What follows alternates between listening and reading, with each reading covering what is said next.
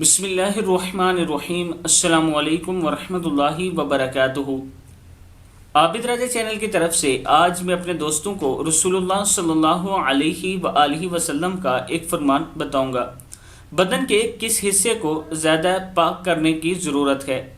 حضرت ابن عمر رضی اللہ تعالیٰ عنہ فرماتے ہیں، بندے کو سب سے زیادہ جس عضو کو پاک کرنے کی ضرورت ہے وہ اس کی زبان ہے۔